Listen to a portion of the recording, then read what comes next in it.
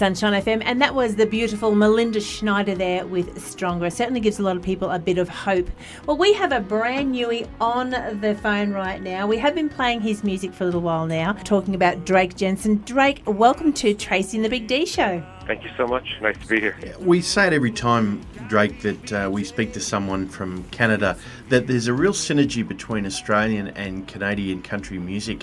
What's the feeling that you get from after hearing the Australian country sound and what you're involved with there in Canada? I think what appeals to me most about the Australian country music market is that it's very diverse. One of the things that I liked the most when I did a lot of research about what was being played in Australia, they're playing the new stuff, but they're also still adhering to the older stuff. So I kind of like that mix of not just being completely contemporary, but the mix of the traditional along with it is very appealing to me anyway. So that's what I see from the research that I've done online about what radio stations are playing in your area. So it's impressive. I really like that idea. And for our listeners at home that are finding out for the first time about Drake Jensen, how would you describe your type of music?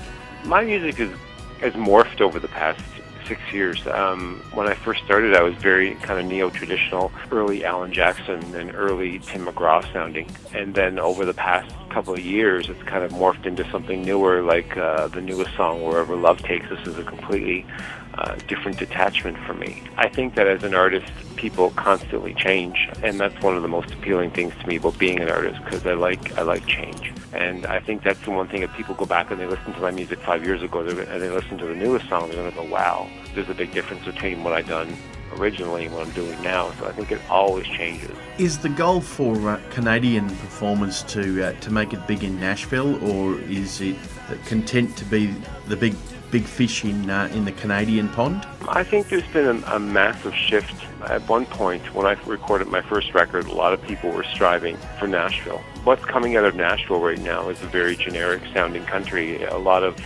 in my opinion, a lot of it sounds very much the same. The one cool thing about Canadian country is that, because Canadian country was always kind of frowned upon in Nashville. It was always kind of dubbed, oh, it's Canadian, not real country, in other words. Now we have our own very, very unique genre of country, and it's very, very diverse here, because you've got things from, you've got bands like the Western Swing Authority, and then you've got, people like myself who are independent, and then you've got people that are on bigger labels.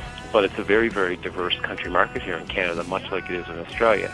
So I think that those two things kind of parallel together. Well, we've had a few visitors from Canada over the last couple of years, Tracy. Of course, we had Bruin out here last year, of course, in Tamworth, and a few others. Corb Lund has been getting a lot of airplay in Australia for a long time. And who can forget Shania Twain and Anne Murray? There really is a lot of music. Roots, Oh, absolutely.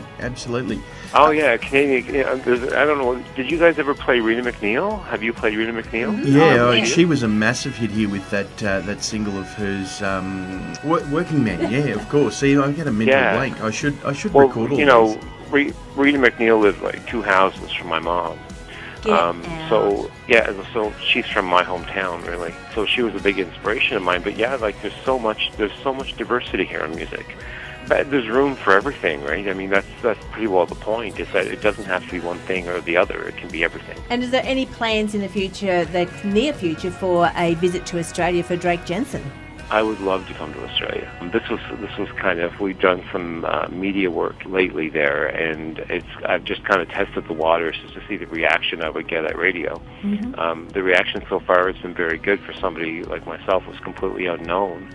So it's definitely on the burner for sure. It's on the wish list. Exactly, that's perfect, Tracy. Yes, we're on the wish list. You'll have to catch up with Cody Prevost and find about his last couple of experiences down under. He's a lovely man too. So he's been well accepted, and he's got an instant fan club down here. It's really great that you guys like us Canadians so much. Oh, look. Just on a side note, you don't have to sing to me. I love a Canadian accent. You can just talk to me all night. I'll be fine. Oh, and the funny thing is, it's not just a Canadian accent. Mine is an East Coast accent, which is pretty prominent if you're around me long enough, but I've definitely got the East Coast Canada accent, and which I'm kind of proud of. I kind of like it. But and on the side note, I love you guys. Like, I love your accent too. For our folks at home that do like your sound, and we have had a lot of reaction when we do play your music, how can they get a hold of your music, Drake? The music is available. It's available on my website at drakejensen.ca. You can also find it, of course, on iTunes Australia, and you can get it at another site called cdbaby.com. Between those three places, you can find pretty well anything. Well, there's no excuse there, folks, to get on board and support one of our I suppose we could call it country partners, can't we? A Canadian partner in country music, Drake Jensen. Drake, thanks for joining us tonight. We're going to go out with your latest single, Wherever Love Takes Us. Wherever love takes us tonight.